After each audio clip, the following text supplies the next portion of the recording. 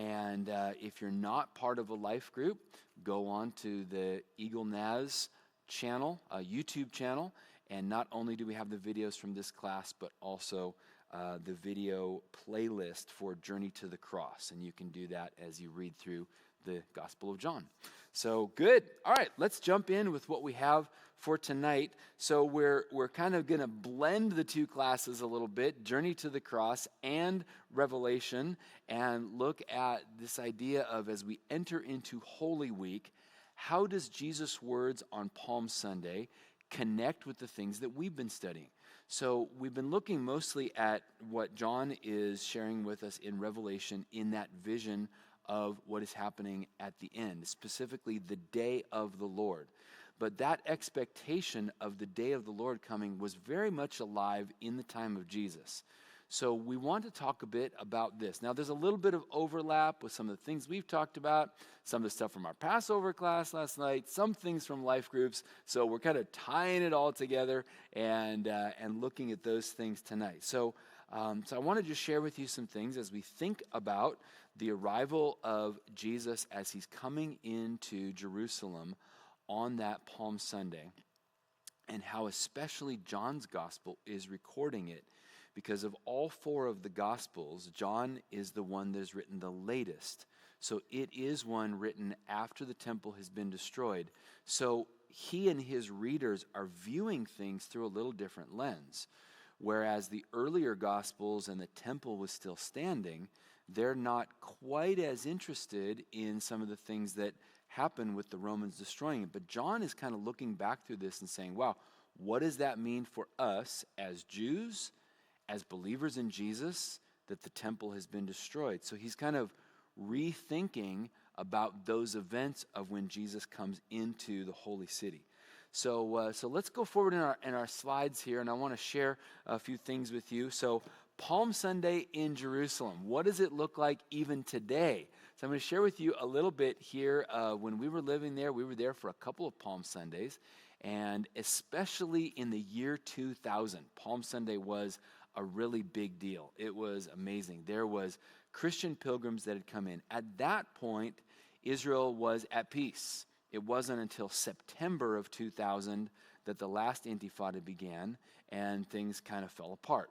But the first part of the year in 2000 was really a big deal. A lot of Christian pilgrims were coming, and of course to Jerusalem, Bethlehem, Nazareth, but they were there to kind of do special pilgrimages and things. So that was when I got involved in a lot of guiding and things, because there were so many groups that were coming through the university where I was studying that they came to me and said, hey, you were kind of standing out in your class. We would like to train you to be one of our guides. I was like, yes, please, let's do it. And so I got to guide groups of pastors that wanted sort of a deeper tour, or graduate students, undergraduate students. And oh man, that was so fun. It was like taking first graders to Disneyland, where, it's like, hey, we're going to go read the Sermon on the Mount while we're at the Sea of Galilee. And oh my goodness, it was so fun. I mean, this is fun, but you can imagine if we were on the Mount of Olives having the same discussion. So you'll have to imagine in your mind. But here's what it looked like. So this, let's go to the next slide there. This is looking from the Mount of Olives down onto the city of Jerusalem. So the city of Jerusalem is kind of a curved hill shape. And so you have right on the eastern side of the city is the Kidron Valley. The Kidron Valley separates the old city of Jerusalem from the Mount of Olives. And as the name implies, the Mount of Olives is where a lot of olive groves would have been in the first century. So you have the Kidron Valley, which is mentioned in quite a few places in Scripture. And then around the south side, there's another valley, the Hinnom Valley, which is also mentioned. And the way the elevations work is the hillside slowly kind of slopes down toward the south. So the Hinnom Valley down to the south would be the low point around Jerusalem, where Temple Mount stands, and those taller buildings in the modern city of Jerusalem in the back, they're at about 3,000 feet elevation. So the city actually is at a pretty good height. And you've probably seen my pictures of snowstorms that we had in Jerusalem. Every January, we'd get a couple of inches of snow, sometimes more than a foot of snow, which would be a big surprise and would really kind of mess things up. But 3,000 feet elevation is not bad. That's up there. But where the Temple Mount stood is right there. You can see that box there, that retaining wall. That was built by Herod the Great about 30 years before the time of Jesus. And so he created this flat platform. So where the Temple Mount used to be, Herod, one of his big building projects was to make room for up to 500,000 pilgrims at a time that would come to the city for Passover, for Pentecost, and for Sukkot and the fall festivals. So that flat platform made an area where the Jewish pilgrims would come. So now where the temple used to stand, you see the gold dome building there of the Dome of the Rock. It actually is not a mosque. On the southern end, there's a smaller lead dome. That's the Al-Aqsa Mosque. The Al-Aqsa Mosque was built in the early 600s. In 620 AD is when Muhammad started the religion of Islam, and it began to spread. And by the by 630, the mosque has been built. That was the furthest north mosque at the time. There is actually nothing in the in the Quran about the city of Jerusalem, but there is mention of Muhammad and his horse in a night dream ascending up to heaven. So it says that in this dream, Muhammad is on his horse. He's called up into heaven where he receives great visions. Okay, so here it is, 690, 70 years later. The Al-Aqsa Mosque has been built, and the Muslim caliph, or sort of like the mayor of Jerusalem, walks out to where the Jewish temple used to stand, where the Dome of the Rock is now. At that point, the temple is gone, and all it is just a bare platform of limestone. And they look on that limestone, the rock there, and lo and behold, they find a hoof print. What? A hoof print, clearly from Muhammad's horse, where he was brought up into that night vision. And so they said, well, wait a minute. It says that Muhammad went to the North Mosque. Well, we here in Jerusalem are the northernmost mosque. That must mean us. So they went out and built that monument to mark the site of where Muhammad went into heaven. So after Mecca and Medina, it is the third holiest site in Islam. Now, it is also a very interesting statement because it stands on the site where the temple used to be in Jesus' time. That second temple that was built, it was rebuilt by Zerubbabel during the time of Nehemiah and Ezra, but then expanded during the time of Herod the Great. That expansion started about 30 years before Jesus was born and continued all the way until 30 years after his death. So kind of ironic. They finished the construction in 63 AD, only for it to be destroyed 77 years later by the Romans. But that temple that used to stand there has been wiped away, which led Muhammad to believe that God must be done with the Jewish people. Clearly, they were part of God's people, but the Romans had destroyed the temple. Now, there's another dome that's very hard to see, but from where the Golden Dome is, if you go up the hill, there's another lead dome there that stands over the site of Calvary and the tomb of Jesus at the Church of the Holy Sepulchre. So that dome was standing in the 600s. But it was the belief of Muhammad and his, written in the Quran in Islam, that God would not be favorable toward the Christians because Muhammad understood they believed in three gods. And you can't have three gods, that Allah is only one God, monotheism. And so he, unfortunately, got the wrong belief that Christians believed in God the Father, Mary the Mother, and Jesus the Son, and that we included Mary in the Trinity. And so, written on the inside of that dome there in the cupola is a surah, a verse from the Quran that states, "Far be it from Allah that he would ever have a human son." Okay? So that monument there is meant to be a statement that says, God was good with the Jews for a while, but then he's done. God loved Jesus as a prophet, but he's not the Son of God. So Islam and the Prophet Muhammad are the last and final work of God, and so we are elevated. So it's meant to be a statement that says Islam is superior to both Judaism and Christianity. So anyway, that's what you see today. If you're standing on the Mount of Olives and looking down across the Kidron Valley, but this would be the site. You see the wall over there to the side and some of the cypress and olive trees. That would have been the route that Jesus would have taken on Palm Sunday.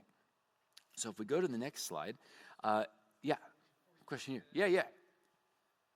Yeah, go back one, Isaac, thanks. No worries. Oh, very good. The question is, what are all of those things in the foreground? Hold that thought, because we'll come back to this slide. That is the question to ask. Yes. Oh, the Eastern Gate. Yes, I will. Remind me of both of those questions. Man, you guys have read ahead in the notes. You see where we're going. And Dave, you have a question as well.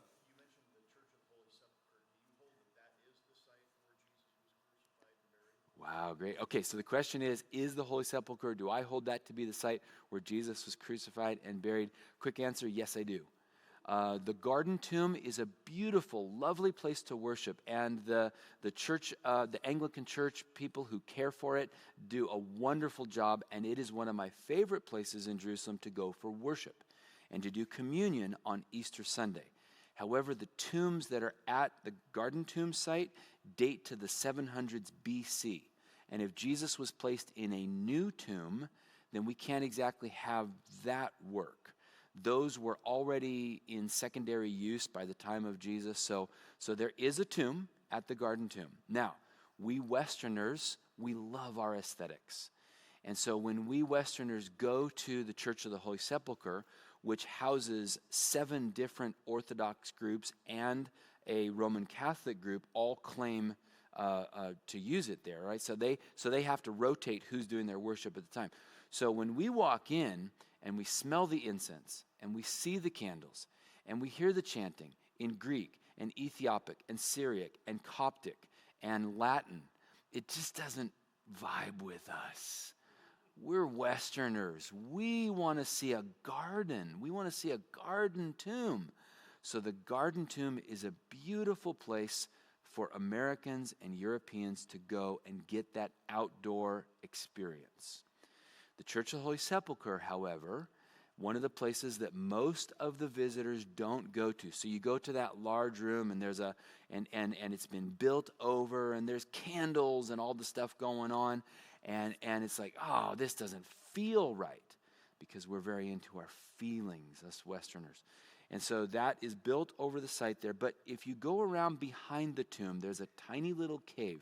And if you crawl in there, you go to where there was a rock wall, and carved into the rock wall are the tombs that date to the 1st century and was a new tomb in the 1st century. And in that place is where they have uncovered that there were tombs that were built into a site that most likely was a rock quarry at the time of Jesus, just outside the city gate. That also confuses Westerners, because the modern old city walls, Church of the Holy Sepulchre, is inside. But those walls weren't built until a couple hundred years later. The other thing is recent excavations in the Church of the Holy Sepulchre have uncovered not only tombs, but also an olive press and a wine press, indicating that there was indeed a garden in that site. I believe the latest edition of National Geographic talks about that. But there's been a lot of work done on that site. So, historically, 98% the Church of the Holy Sepulchre is the right site. But if you want to go to a beautiful communion service on Easter Sunday morning, go to the Garden Tomb. If you want to see one of the craziest church services you've ever been to, then you go late on Saturday night to the Church of the Holy Sepulchre for the service of the holy fire.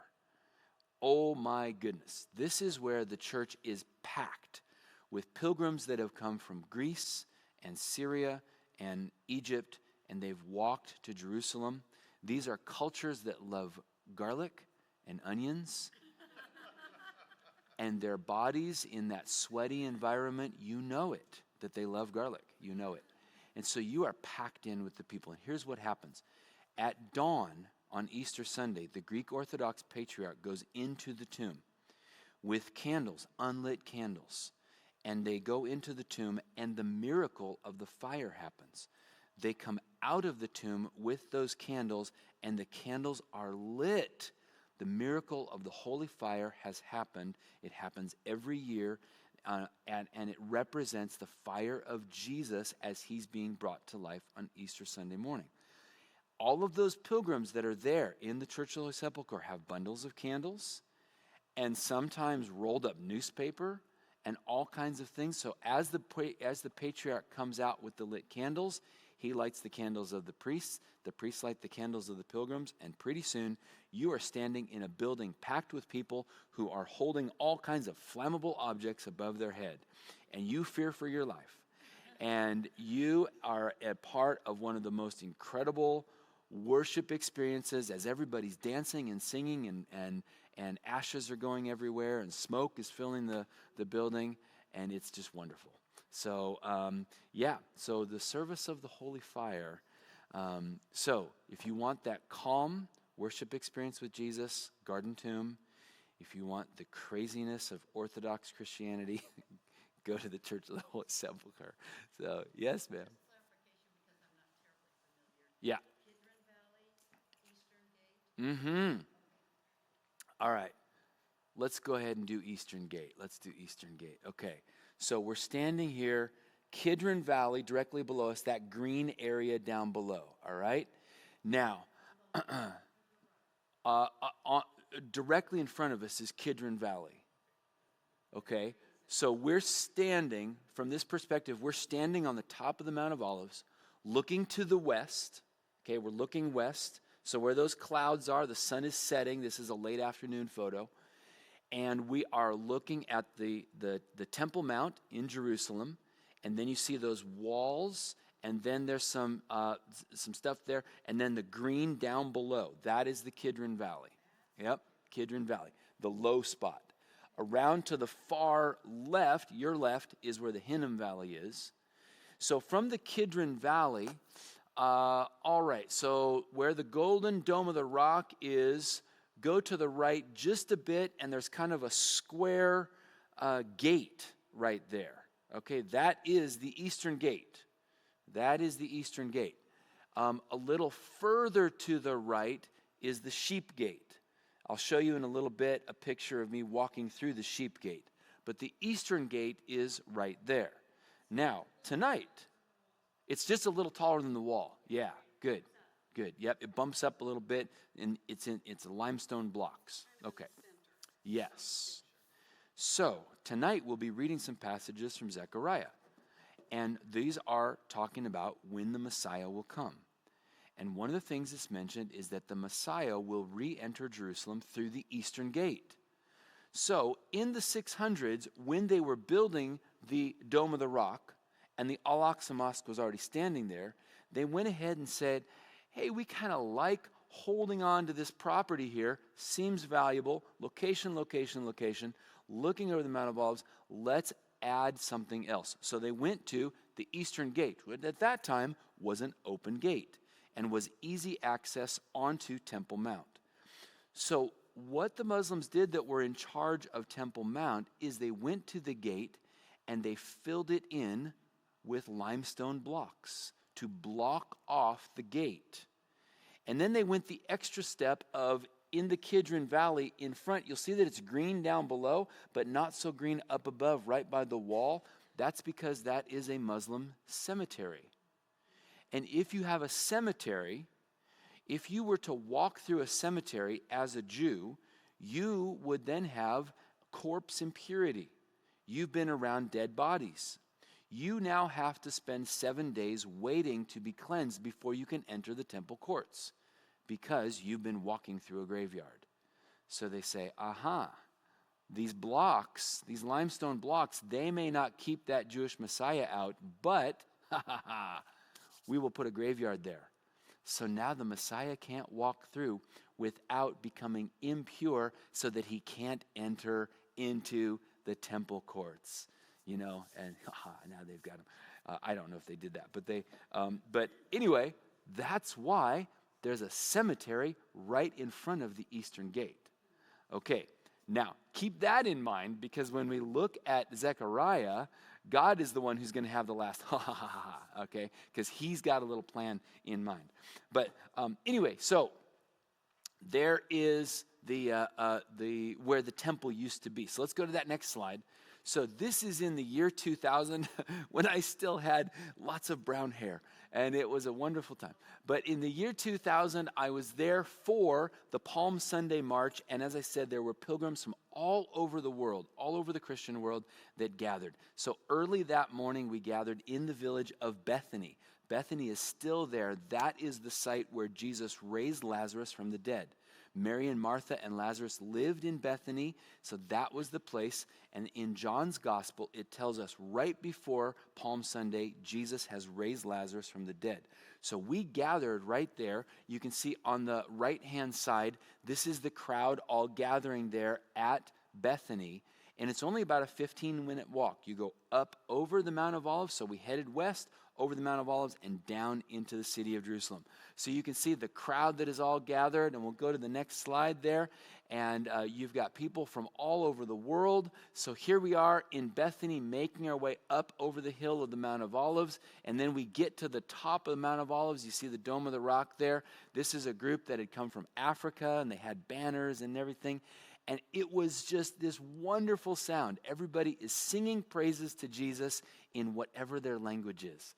And so you're hearing African, Asian languages, European languages, all kinds of wonderful things as everybody is marching down the side of the Mount of Olives into the city of Jerusalem. So on the next slide, so here you have, again, we're on the Mount of Olives. You can see down into the city.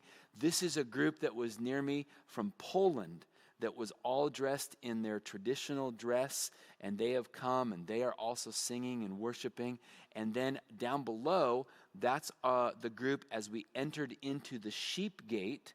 So we're not going right onto the Temple Mount, but we're coming through the sheep gate on the very north side of the Temple Mount and entering into the city of Jerusalem. And it was amazing. It was a fantastic time to just be there, because just being around people worshiping Jesus from all over the world was truly amazing. And when I would talk to my Jewish friends, they would say, this is the one thing we have a hard time explaining. Because in their way of thinking, your ethnicity and your religion are very much linked. In fact, when you get your driver's license or an identity card in Israel, there's a space that says your religion. So it's actually part of what you report to the government. You say, this is my religion. They said, yeah, if you're Jewish, of course you're Jewish. If you're Arab, of course you're Muslim. If you're American or European, of course you're Christian. That's just assumed. It doesn't matter what you actually believe or how you live, you're assumed to be Christian. And so they assume those from Africa are tribal religions, those from Asia must be Buddhist. It's just the way that they think. So I've talked to guides, and they say, when we go to these sites and we hear the Americans and the Europeans singing, we expect that. What they can't explain is when they see a group of Africans or Koreans or Filipinos singing the same songs at the same sites, worshiping the same obscure Jewish carpenter from Nazareth who was put on a cross. And they say, that doesn't make sense to us. How is it that all of these people, and then they ask kind of, I'm like, wait till revival breaks out among the Muslims and the Arabs are worshiping your Messiah. It's like, oh, yeah. So anyway, so that is a lot of fun about that day. But let's go to the next slide then. So, okay.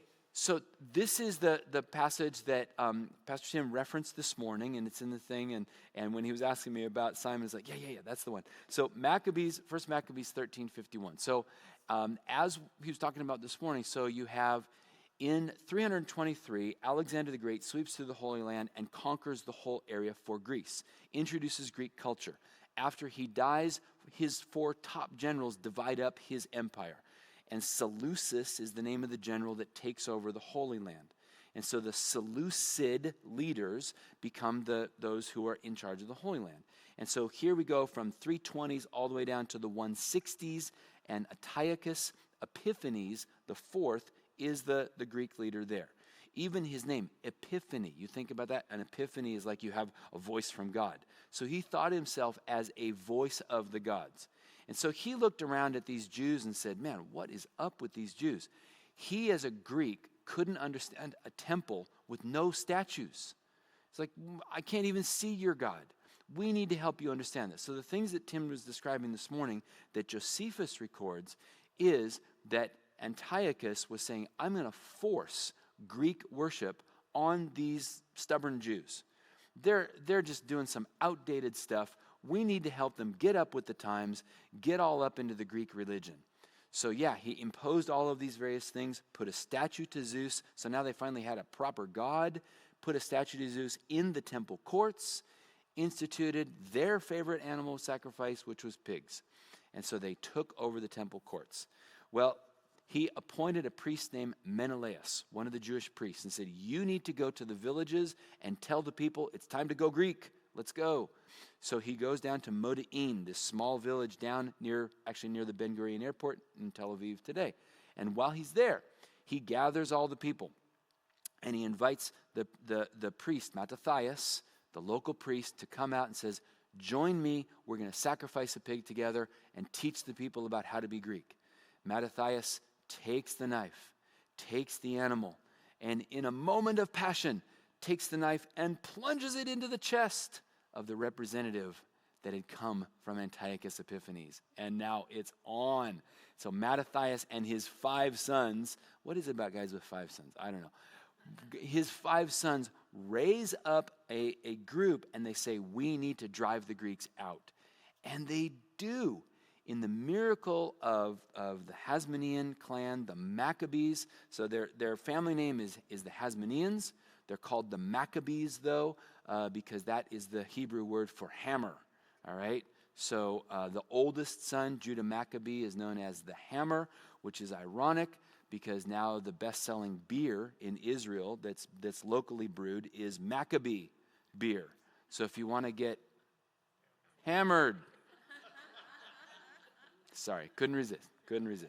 But they still use that. Every so often you'll hear about, like, there's a professional basketball team, the Maccabees, and they use these things. So anyway, the Maccabees lead this revolt. They get all the way up to Jerusalem. They retake the temple courts. They find one little jug of oil that's good enough for one day. They say, let's give it a try. They pour it into the menorah, but the menorah burns for 8 days, giving them the 1-week period that they need to re-purify the temple and to rededicate it.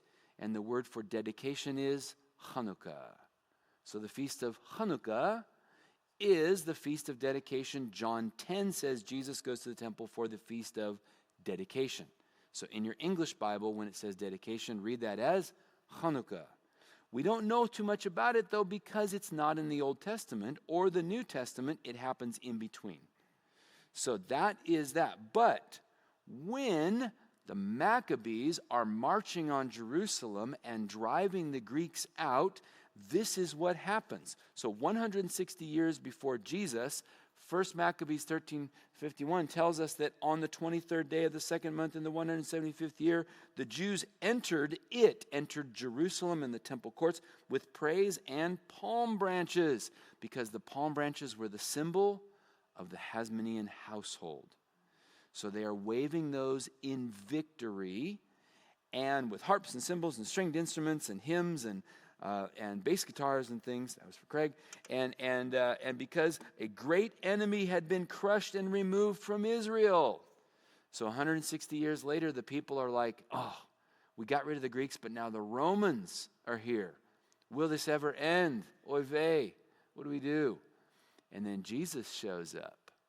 Oh, Jesus shows up. So they come out with palm branches. Save us. son of David. And in John's gospel, they add a piece.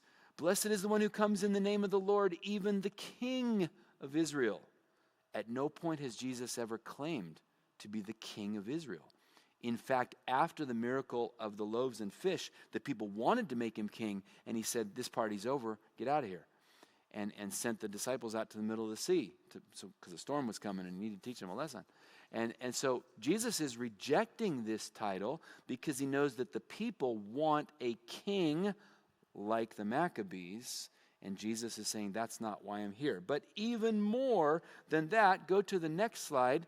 In the prophet Zechariah chapter 14, the very last chapter, it says this, that as it describes the day of the Lord, which we've been talking about that John saw the day of the Lord that is yet to come. But the people knew that the prophet Zechariah had said, then on the day of the Lord himself will go forth and fight against those nations as when he fights on a day of battle. On that day his feet shall stand on the Mount of Olives, which lies before Jerusalem on the east. And the Mount of Olives shall be split in two from east to west by a very wide valley. Then the Lord my God will come with all the holy ones with him. They knew this passage. So it's like, Maccabees? Jesus has just done great miracles. He's just raised Lazarus from the dead. So we know he can do cool stuff. He's been making bread. He's been doing all kinds of things. He's now showing up on the Mount of Olives. Could it be this is the day of the Lord and the nations will get theirs and the Lord's anointed? This is it. This is the day of the Lord. Let's go. So Jesus shows up and the people wave palm branches and they say, let's go. But Jesus begins to weep when he sees that. And he begins to tell them that is not what I have come for, okay? And Jesus quotes from Zechariah, but not from Zechariah chapter 14. All right, go to the next slide if you would, Isaac. He quotes from, let's go back to this one, yeah. So while this is happening, it says, some of the Pharisees in the crowd said to him, Teacher, order your disciples to stop. And he answered, I tell you, if these were silent, the stones would shout out or cry out, depending on how your English translation goes. But the Greek for that is the stones will burst forth. Doesn't necessarily indicate that they'll make a sound, but that the stones will burst forth. Okay, so we have this Zechariah passage and we have the Luke passage. Let's go, I think the next one is Zechariah 9. Oh, we're back to this. Oh, there's a second, gotcha. Cool. Okay, all right, let's do this. All right, here we go. So Jesus quotes this, Zechariah 9, that says, Rejoice greatly, there we go. Rejoice greatly, O daughter Zion. Shout aloud, O daughter Jerusalem. See, your king comes to you. Triumphant and victorious is he, humble and riding on a donkey, on a colt, the foal of a donkey. He will command peace to the nations. So in this case, he's coming to bring peace to the nations. And he's coming for three things. His dominion will be from sea to sea and from the river to the ends of the earth. Echoes of the Great Commission. He has come to bring peace to all the nations who receive him, even to the ends of the earth. He's also come because of the blood of my covenant with you. He's come to make a new covenant with the people. Remember at the Passover meal, he raises the cup. This is a new covenant in my blood. And he's also come to set the prisoners free from the waterless pit. Hold up, what's up with that? You've been hanging around with me long enough that when waterless pit comes up, you'll go, oh, wait, waterless pit. We're talking about Sheol. We're talking about Hades. We're talking about the place where those who are being kept that are waiting for God's promise of redemption from Hades. So one of the things that Jesus is coming to do is he himself is going to go to Hades, unlock the gates, and set free the faithful being kept in Abraham's bosom, who are going to rise from the dead with him and be brought to paradise to await the final coming of the Messiah. He is going to set them free from the waterless pit. All right, so do you see the clash going on here? The people are thinking one type of Messiah, but Jesus is saying, hold on, I'm this type of Messiah. I'm bringing peace. I will become a blood sacrifice. And this time I'm coming to bring freedom from those who are trapped in Hades, in the waterless pit. However, the people were not all that far off, because you and I know that in Revelation 19, Jesus does show up on the Mount of Olives with the angels of heaven and all the saints that are currently in paradise, all of his holy ones with him, exactly what Zechariah 14 says. But then he's not riding a donkey. He's riding a white horse with a sword that is the sword of the word of God coming from his mouth to destroy his enemies. So what the people were wanting on Palm Sunday is foreshadowing what will yet happen when the Messiah comes to the Mount of Olives. Okay, go back one slide if you would, Isaac. All right. The Pharisees were saying, hey, Jesus, you probably should tell your people to cool it. Could be that they're offended by what's going on. I take a little bit of a different tack. Here's what I think. If we were up here on Mount of Olives and I was Jesus and my disciples were going nuts, and I know that the Romans have a garrison of soldiers established there on Temple Mount, I'm pretty much in full view of the Romans. I'm putting on a big show up here on the Mount of Olives that the Pharisees might very well be saying, you might want to cool it, because if you're going into Jerusalem and you're causing this ruckus up here, you're basically putting a big flashing light that says, arrest me, I could be a troublemaker. Jesus' response then, if these are quiet, the stones are going to burst forth. Back to your point. What are the most prominent stones on the Mount of Olives? Gravestones. All of these things right here in front of us, those are graves. The number one place in the Jewish mind where you want to be buried is on the Mount of Olives. Why? Because that's where the Messiah will come. And when the Messiah comes and there's resurrection, if you're buried on the Mount of Olives, you're in the front row, baby. You got the best seats in the house, because when the resurrection happens, you're right there. So they are expecting resurrection to begin on the Mount of Olives when the Lord's anointed one, the Messiah, comes.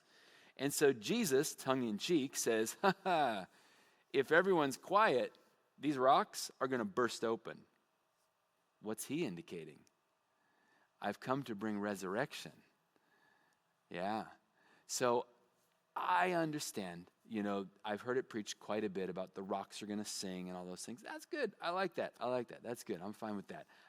My take on it is that Jesus is indicating resurrection, that the stones are going to burst forth, because the most obvious stones on the Mount of Olives are these right here. And so I think what he's indicating there ties in with what we just said at Zechariah 9. He's come to set the prisoners free from the waterless pit. What he has come to do is to bring resurrection. Now, back to the thing about the eastern gate, right? The passage that we read from Zechariah 14, when Jesus does come in victory on the white horse with all of his holy ones with him, and his feet set on the Mount of Olives, Zechariah 14, yet to come, says there will be a great earthquake. And it will split the valley from east to west, and it will move north and south. So that walled up gate, that cemetery, an earthquake is going to split that open, move it north and south, and Jesus will walk right through the middle.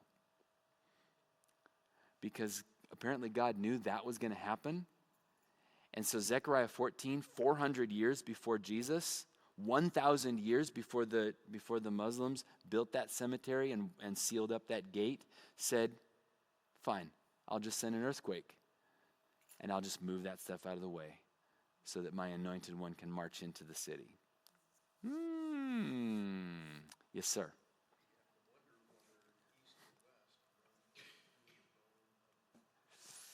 Yeah, it depends on where Jesus sets his foot. So Dave's point, which is an interesting one that I've thought of as well, yeah. If Jesus is particularly on a spot in the Mount of Olives that lines up with the Dome of the Rock, does that mean that that earthquake will split that dome open, as well as the Eastern Gate, as well as the cemetery, and Jesus will march forward? Now, put this in your mind, because we are going to get to this in a later passage, okay? When we talk about where will the final battle take place, all throughout the Old Testament, it says it will be the Kidron Valley, right here. That Jesus and his forces will show up on the Mount of Olives, that the armies of the nations that are the enemies of Israel will be gathered around Jerusalem and around the Kidron Valley, and that is where that final battle will take place. Which is why I count myself, since I'm, labeling myself as sort of the infidel all along here tonight, the places that I think these things happen, I'm a skeptic about the Megiddo Valley and as Armageddon, all right? Because that's not what the Old Testament says. The Old Testament always puts the battle in Jerusalem. So I know that your guide, if you've been to Israel, took you to the Jezreel Valley and showed you the site of Megiddo and said, Megiddo becomes Armageddon. And I see the letters and all of that stuff, but here's the problem. Megiddo is a tell. It's an archaeological site. It's not a har. It's not a mountain. Har is mountain. And so you do have the Temple Mount here, and you have the Mount of Olives, but we'll save that for a future time when we talk about where will the final battle take place. Yes, I am. Final battle toward the end of Revelation. Yeah. That most tour groups will tell you will take place at Armageddon, or at Megiddo in the Jezreel Valley. Jezreel Valley is beautiful. I love going there, and I love visiting Megiddo. It's a great Old Testament site, but I don't think it's the place where the final battle will take place. So, if you don't know where Megiddo is, don't worry about it. No big deal. We'll get to that one. All right, what's our next slide there, Isaac, as we continue on? Okay, good. So 3 things then. This is important. So when Jesus is referencing Zechariah, he recognizes that the people are wanting a Zechariah 14 Messiah, and he says, hold up, I'm a Zechariah 9 Messiah this time. Now, the people were in good company when they misunderstood what Jesus was doing. Remember that even John the Baptist, after he's like, Jesus is the one, follow him, he must increase, I must decrease. But then a couple months later sends a message. He sends some of his disciples like, are you the one, or should we be looking for another? Because you're not doing all the Messiah things that we expected. We kind of thought you were sort of going to raise up an army and do all the Zechariah 14 things. So even John the Baptist was confused. And Jesus sends back to him and says, John, tell John, here's what you see. The blind see, the deaf can hear, the people have the gospel preached to them, the poor, all of these things. And so he says, Jesus is saying, I'm fulfilling a portion of what the Messiah will do, but some of it is yet to be. All right? And in a very ironic statement, Jesus quotes from Isaiah, but he stops short of the very last phrase in his quotation. He quotes all these things that Isaiah had prophesied about the Messiah. I'm doing all of these things, but he leaves off the last one, which is that the prisoners will be set free, which I think is a coded message to his cousin. I'm sorry, my friend, you will not be getting out of prison. And interesting there, awkward that takes place. So John the Baptist himself even was a bit confused. And this is an important piece for us to wrap our mind around, that in most understandings of the Messiah, and even still currently, we wonder about why don't the Jews receive Jesus as the Messiah.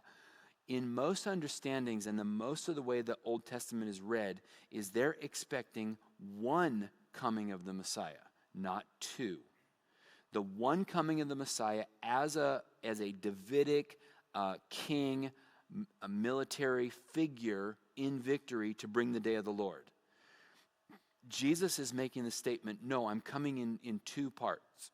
The first part is in peace to bring salvation, to set the captives free out of Hades, which he did on Sabbath while he was in the tomb. See my Good Friday sermon from last year on YouTube if you want more on that. Then I will return the second time, okay? So part of the confusion that Jews even had today is they're not expecting a Messiah in two parts. And so what Jesus did, it's like, well, Jesus was a great guy, good rabbi, good teacher. We love him, really nice, all that good stuff. But he's hanging on a Roman cross.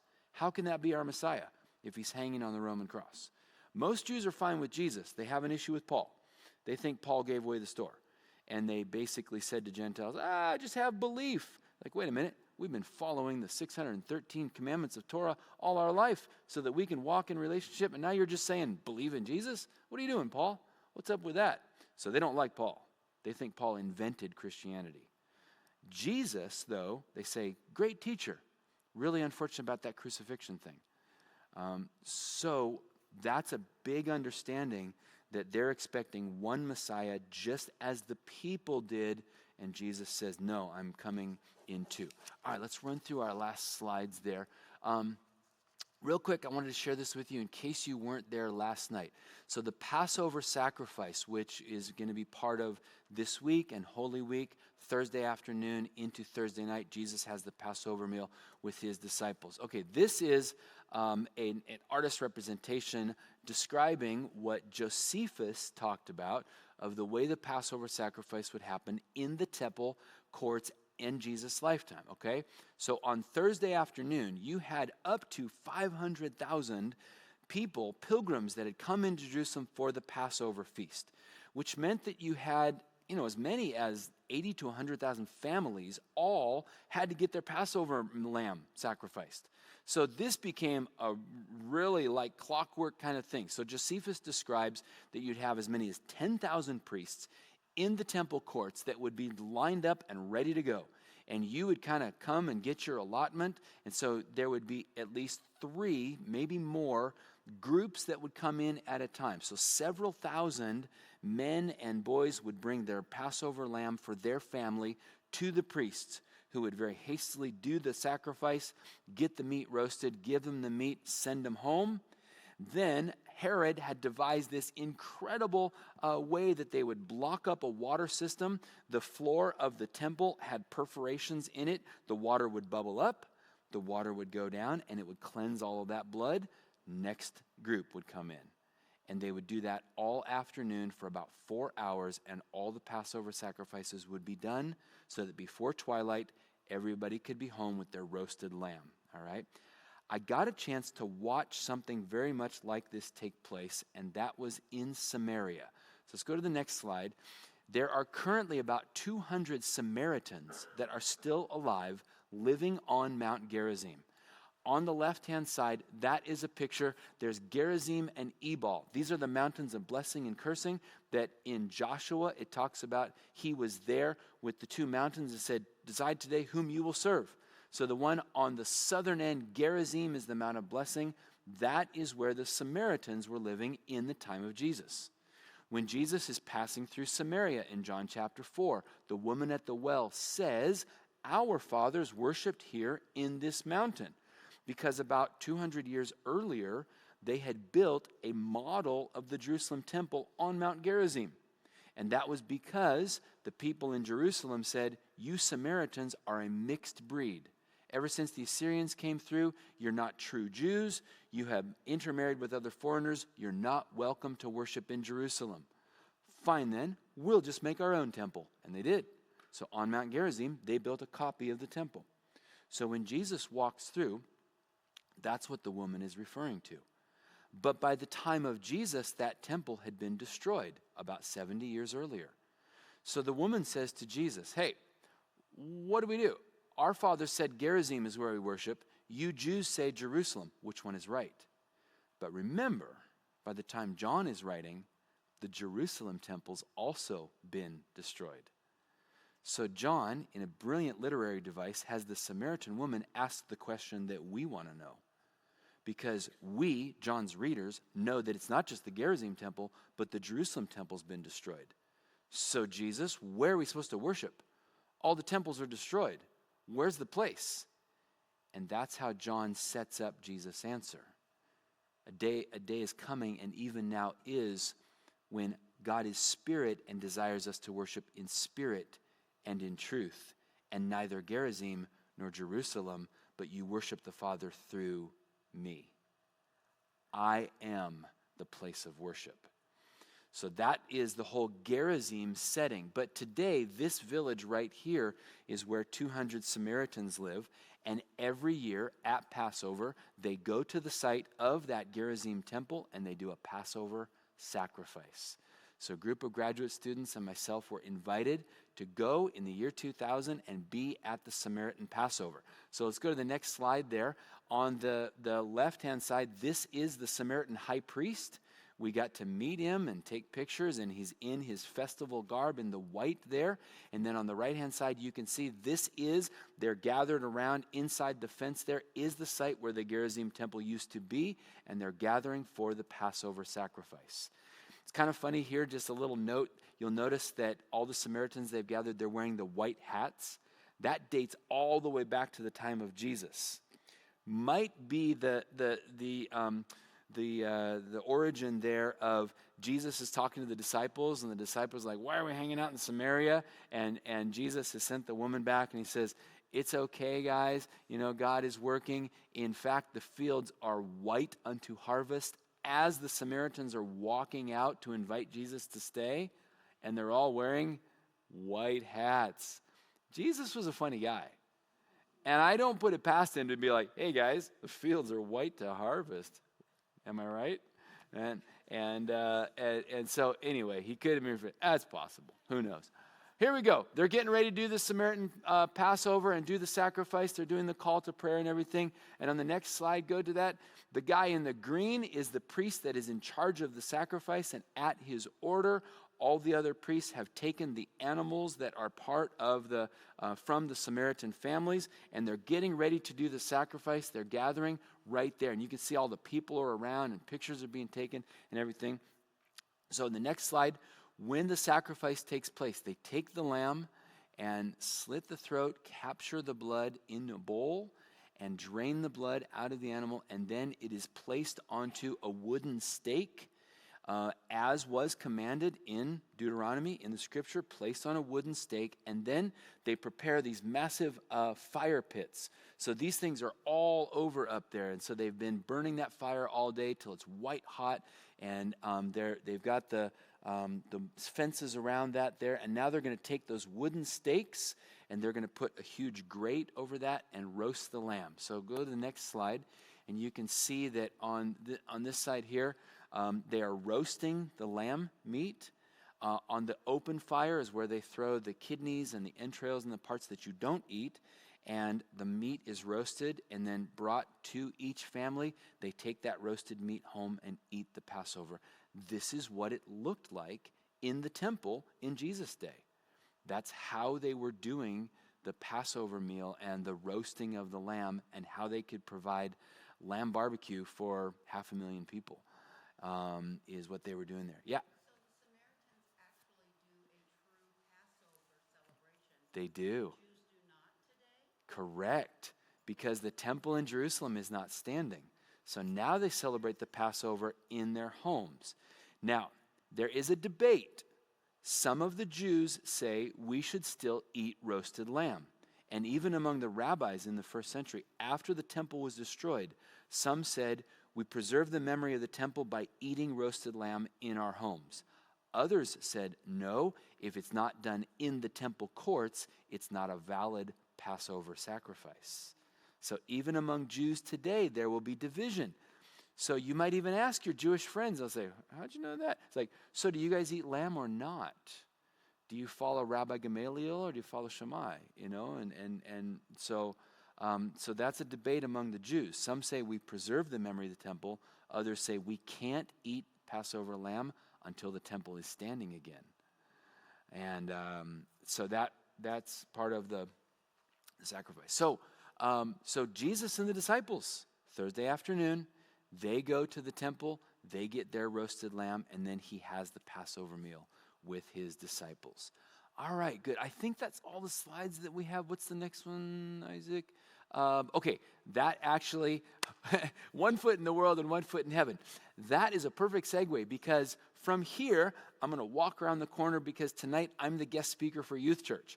So I'm going to be talking to them about how Holy Week teaches us how Jesus had one foot in the world and one foot in heaven, and how high schoolers can do the same. How do they keep heaven on their mind when they're surrounded by the things of the world? So there you go. You can be praying for me tonight as I go and share with the high schoolers their devotional tonight as part of Youth Church. So that means if you have burning questions, we'll have to use the interwebs and the emails and all of those things, and you can send them. Or you can ask it in 2 weeks when we are back together. So I thought tonight we kind of would mix a little bit of John's Gospel and Revelation and Holy Week and Palm Sunday and Samaritan Passover. And you never know. You never know what you're going to get from Pastor Scott. Pastor Scott doesn't always know. And but hopefully that was instructive. And for me, as I understand these things, all of a sudden things like John 4, it's like, oh my goodness, Mount Gerizim, wow, there's a lot more going on than I thought. So hopefully that context is very helpful for you. So when we get back together in 2 weeks, it means that we will be just a few weeks before we're gonna go through to the end of the school year. So we'll go up until the weekend, the Sunday before Memorial Day. All right. So we will continue through. That should allow us to get to the end of Revelation if we hurry. And so we will dig further into the day of the Lord and the tribulations and the arrival of Jesus and his victory, and then what the new creation will be like. That's all yet to come.